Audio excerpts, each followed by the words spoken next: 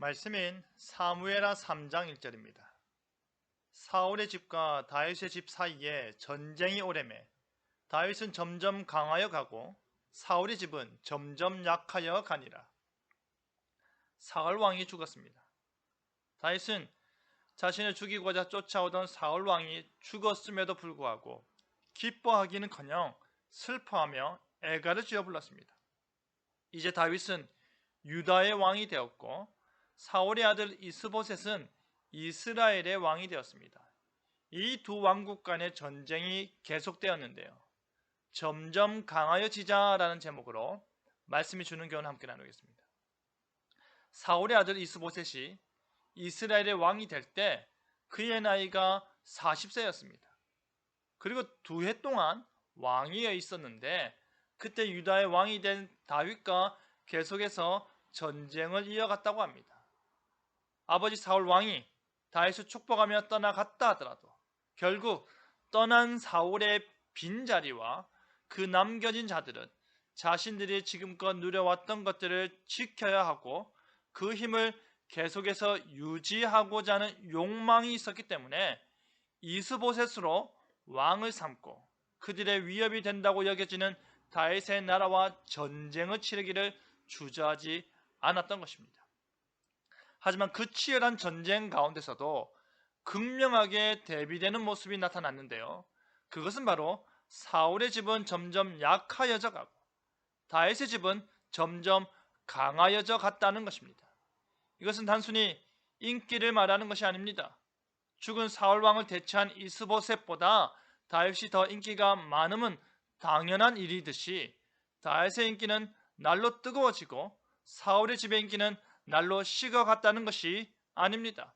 사울의 집은 전투력뿐 아니라 이를 뒷받침하는 모든 나라의 상황들이 점점 쇠퇴하여 갔고 다윗의 집은 점점 흥하여 갔다는 것입니다.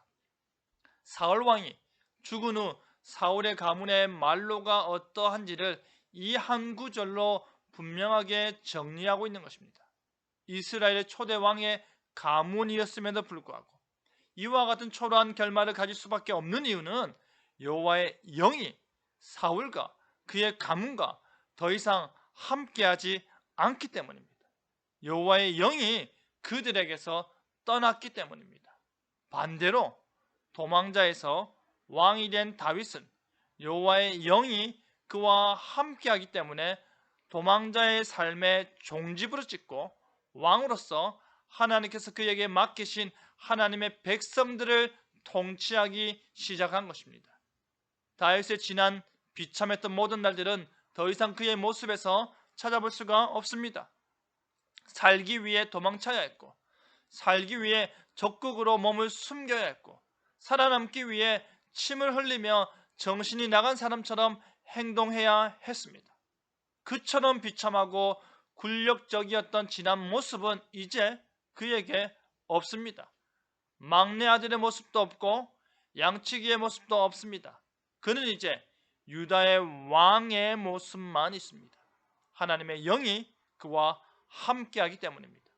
사울 왕은 여호와의 영이 떠났지만 그가 죽기까지 온 이스라엘의 왕으로 그 나라를 통치하였습니다. 그는 자신에게 주어진 책임을 잘 완수하기 위해서 신접한 여인에게 찾아가 무속의 힘을 빌리기까지 하였었습니다. 하지만 제 아무리 왕으로서 무속의 힘을 빌린다 하더라도 하나님께서 그를 떠나셨고 그를 책망하사 그의 나라가 더 이상 길지 못하게 하셨기에 그의 종말은 한없이 비참했음을 기억하시기 바랍니다. 그와는 달리 여호와의 영이 함께한 다윗은 오직 하나님의 뜻만 생각하며 자신의 생명을 지켜냈을 때에 하나님으로부터 주어진 그의 사명을 시작할 수 있었던 것입니다. 그가 진정 기름 부음 받은 자로서 왕이 되어 통치 행위를 하기 시작했고 그의 나라는 점점 흥황하여 갔던 것입니다. 사랑하는 성도 여러분, 사울은 왕이었고 다윗은 신하였습니다. 사울은 권력이 있었고 다윗은 아무것도 없었습니다. 하지만 하나님의 영이 함께 함으로 인해 이 둘의 인생은 역전되었습니다. 이 둘의 가문도 역전되었습니다.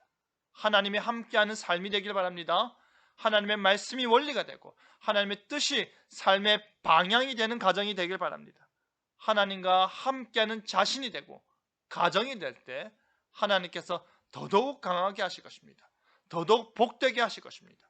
하나님이 함께하여 점점 강하여져가는 저와 여러분 되기를 간절히 바랍니다. 아멘.